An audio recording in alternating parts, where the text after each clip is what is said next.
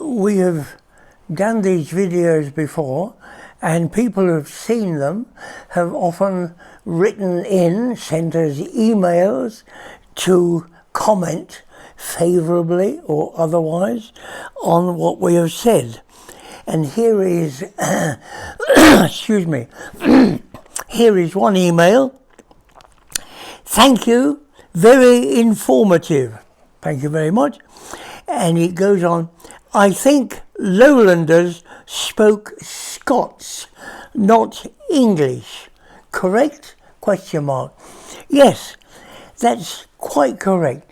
The business of working out where borders and boundaries and frontiers should be is always very difficult, because the idea now widespread that France is an exact country where all the people who speak French are inside the boundaries, and nobody outside the boundaries speaks French, and so it's all exactly parcelled out to French, German, Italian, Spanish and so on.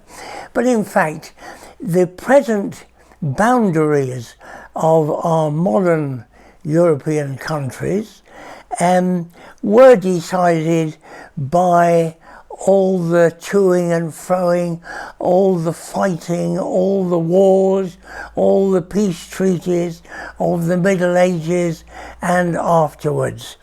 And the big dividing line, if you are now going to look at Great Britain, that is to say, the one big island stretching from Caithness, John O'Groats, up on the far north, right down to Kent on one side of the south and Cornwall on the other side. If you were looking at that, according to the present map, the boundary is somewhere between, just north of Carlisle, stretching across to Berwick-on-Tweed. But in fact, if you wanted to make a boundary out of that one big island, it would be where what we call the Highland line is now. Because the lowlanders spoke the same language as the English people. The lowlanders north of that Anglo-Scottish border spoke the same language as the English south of the Anglo-Scottish border. They didn't they didn't speak it in exactly the same way, because if you've ever gone around England, you will know that listening to a Cockney, and then listening to somebody from Birmingham, then listening to somebody from the northeast, it hardly sounds like the same language. But it is the same language, and you can easily tell that it is the same language. The same when you get north of the border. Scots is a dialect of English, or if you want to stand up for Scotland, you could say English is a dialect of Scots.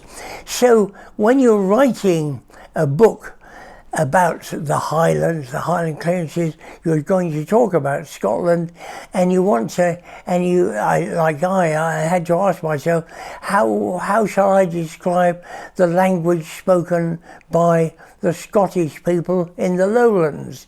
And I looked at all the books I could find, and the great majority of them call that language spoken by the Scots, Glasgow, Edinburgh and south and east of that, they call it English.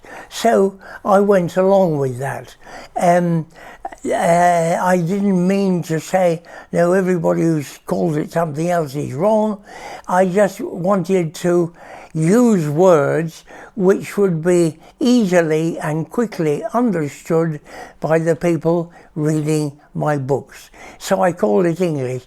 I could well have called it Scots, and as I say, I could well have called the English south of the border a dialect of Scots. Scots has a number of words which are quite different from English. And in fact, I remember once wrote an article about the Scots words which are different from English. Oh, I don't know, a poster in England is a placard in Scots. And part of this is because the Scottish people, the lowlanders, were allies of the French for so long that they took a lot of French words into the Scots vocabulary. For example, the French word for a plate is assiette. And what is it in Scotland? A plate is an assiette. A-S-H-E-T. And there are a number, and I put down all these French words: placard for poster, merchant instead of shopkeeper, marchand, going an errand, and so forth. So call it what you want, but it is a dialect of English, and the fact is that the English and the Scots people came from the same place, more or less, at the same time.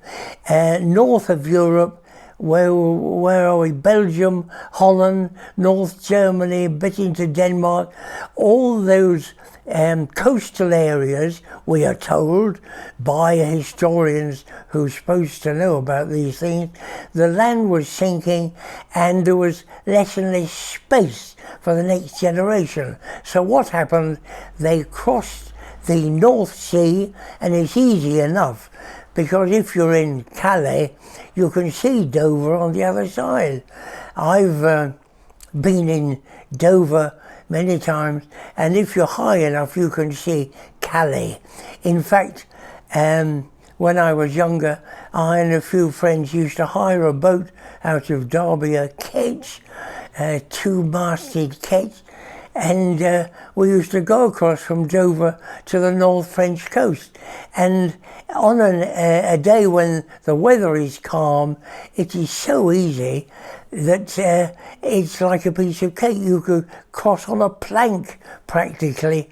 I've spent a long part of that particular journey sitting on top of the wheelhouse and putting down my foot occasionally to adjust the wheel, but there was nothing else to do. You just went straight across. So on a calm day, perfectly easy to come across from one side of the channel to the other. And that is why all these people spoke the same language. But at the same time as these northern Europeans, Belgian, Dutch, North Germans and so on, Anglo-Saxons, they call themselves, Anglo-Saxons and Jutes, were coming across the North Sea or the Dover Strait into England and spreading through England and pushing the Welsh people back into Cumberland, Wales and Cornwall. At the same time, other people, not speaking English at all, people speaking Gaelic, were coming from Italy, coming from Ireland across the narrow channel which separates Ireland and Scotland, and they came across and took over the highlands and spread themselves there. The people before them in the highlands were more or less amalgamated, so far as we know, with them.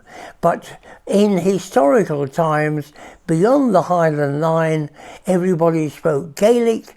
This side, north and east of the Highland line, everybody spoke, whether you call it English or Scots. And that was the big dividing line, the Highland line from Helensburgh at one end up to Thurso at the other. That was the great dividing line between the languages. So whether you call it Scots or English, that's where the dividing line is. I hope you've enjoyed the video.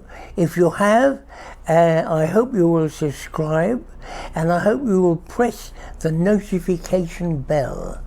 and by all means write in to tell us what you think, whether you agree or not. By all means disagree, and if you do disagree, please give me an indication of where I can get my ideas right again.